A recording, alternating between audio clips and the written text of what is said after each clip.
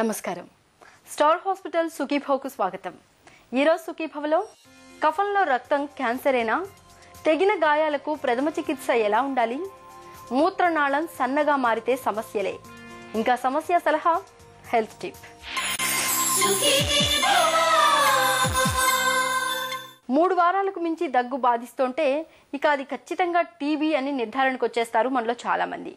అలాగే దగ్గినప్పుడు కఫంలో రక్తం కనిపిస్తే చాలు లోపల క్యాన్సర్ భూతం ఉందని భయపడిపోతూ ఉంటారు. నిజానికి ఈ 2 సందర్భాల్లోనూ మన అనుమానాల్లో కొంతమేరకు నిజం ఉంది. అయితే ఇలాంటప్పుడు అన్ని సందర్భాల్లోనూ టీబీ, క్యాన్సర్ ఉన్నట్లు ఖచ్చితంగా చెప్పలేం. ఇవేమీ లేకున్నప్పటికీ కఫంలో రక్తం కనిపించే అవకాశాలు కూడా ఉంటాయి. కఫంలో కనిపించే రక్తపు చారికల వెనుక కారణాల గురించి ఇప్పుడు తెలుసుకుందాం.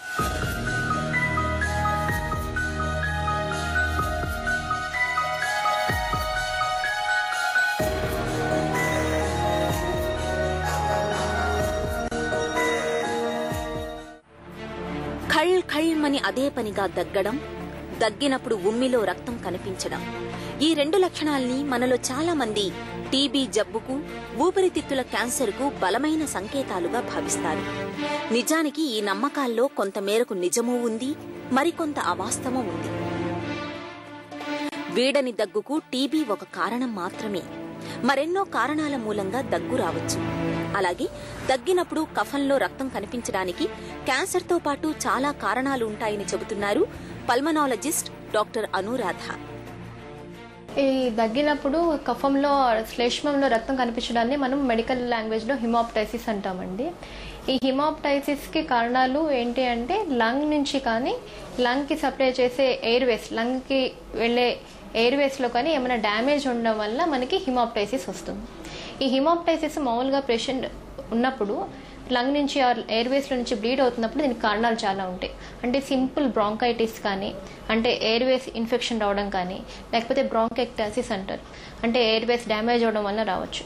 ఆర్ కొన్ని ఇన్ఫెక్షన్స్ ఉంటాయి, లైక్ న్యూమోనియా కానీ, ట్యూబర్క్లోసిస్ కానీ, ఫంగల్ ఇన్ఫెక్షన్స్లో కానీ, ఇలాంటి వాటిలో కూడా కాఫ్ చేసినప్పుడు బ్లడ్ పడుతూ ఉండొచ్చు.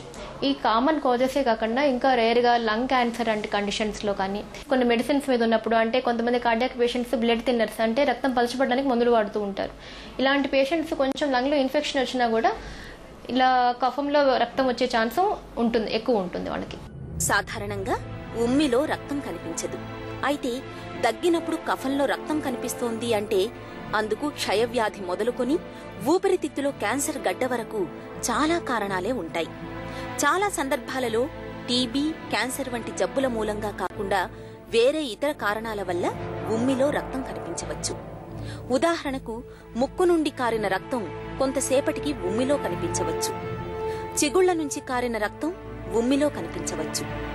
గొంతు లోపల స్వరపేటికలకు ఇన్ఫెక్షన్లు సోకి కఫంలో రక్తపు చారికలు కనపడవచ్చు. పల్మనరీ ఎంబాలిజం అనే సమస్య మూలంగా ఊపిరితిత్తుల్లో గడ్డలు ఏర్పడి దగ్గినప్పుడు కళ్లలో రక్తం పడొచ్చు. బ్రాంకైటిస్, నిమోనియా వంటి జబ్బుల మూలంగా కూడా ఉమ్మిలో రక్తం కనిపించే అవకాశం ఉంది. Only cancer is not the cause for haemoptysis. అంటే క్యాన్సర్ కారణం కాదు haemoptysis. Cancer one of the reason, అంతేకాని క్యాన్సరే కారణం కాదు. పల్మనరీ ట్యూబర్క్లోసిస్ ఉన్నప్పుడు యూజువల్గా సిమ్టమ్స్ ఏముంటాయంటే కాఫ్ ఉంటుంది, కాఫ్తో పాటు ఎక్స్పెక్టరేషన్ అంటే కఫం ఉంటుంది. దీంతో పాటు పేషెంట్కి లో గ్రేడ్ ఫీవర్, అంటే సాయంత్రం పూట టెంపరేచర్ వస్తూ ఉంటుంది, ఇంకా ఆకలి తగ్గుతుంది, పేషెంట్ బరువు తగ్గుతూ ఉంటారు, నీరసంగా ఉంటారు. ఈ సిమ్టమ్స్ అన్నీ ఉంటాయి.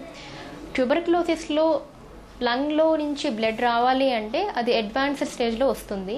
ఆర్ సెకండ్ థింగ్, ట్యూబర్క్లోసిస్ వచ్చి తగ్గిపోయిన తర్వాత కొన్ని 10-15 ఏళ్ళ అయిన తర్వాత లంగ్లో జరిగే డ్యామేజ్ వల్ల కూడా ఈ రక్తం అనేది పడడానికి ఛాన్స్ ఉంటుంది. కఫంలో రక్తం కనిపిస్తుంది అనగానే మీరు ఇమ్మీడియట్గా మీ దగ్గర ఉన్న డాక్టర్ సలహాను తీసుకోండి. ఎందుకంటే కఫంలో రక్తం కనిపించి సెకండ్ టైం రాలేదు, తగ్గిపోయిందని అనుకోవద్దు. అంటే ఇప్పుడు రెండోసారి రాకపోయినా తర్వాత మళ్ళీ వచ్చే ఛాన్స్ ఉంటుంది. అండర్లైన్ కాజ్ అంటే దేని వల్ల వచ్చింది అనేది మనకి తెలియకుండా రక్తం పడుతూ ఉంది అంటే that is not at all advisable, and మనం వెంటనే డాక్టర్ని కన్సల్ట్ చేయాలి.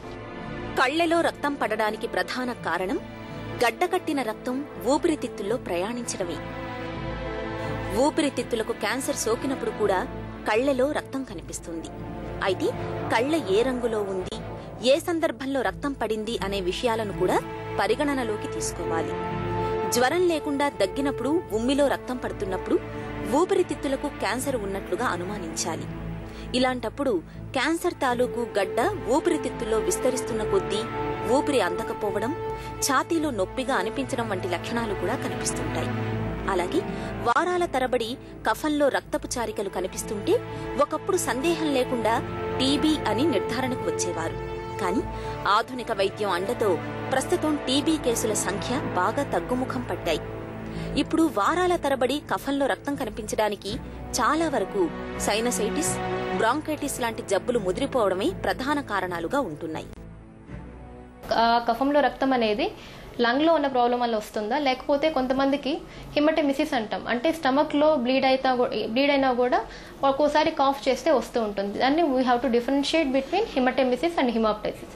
ఆ తర్వాత ఈ హిమాప్టైసిస్ రావడానికి పేషెంట్ కారణాలు ఏముంది అని పరీక్ష చేసుకుంటే మొదట ఎక్స్రే చేసి, ఎక్స్రేలో కారణం ఏం లేదు, దొరకలేదు అనుకుంటే తర్వాత సిటీ స్కాన్, అవసరమైతే మనకి బ్రాంకోస్కోపీ ఇలాంటి పరీక్షలు చేయాల్సిన అవసరం ఉంటుంది. న్యూమోనియా వల్ల వచ్చింది అనుకోండి, యాంటీబయాటిక్స్ వల్ల తగ్గిపోతుంది. అదే ట్యూబర్క్లోసిస్ వల్ల రక్తం పడుతోంది, టీబీ మెడిసిన్స్ వల్ల తగ్గిపోతుంది.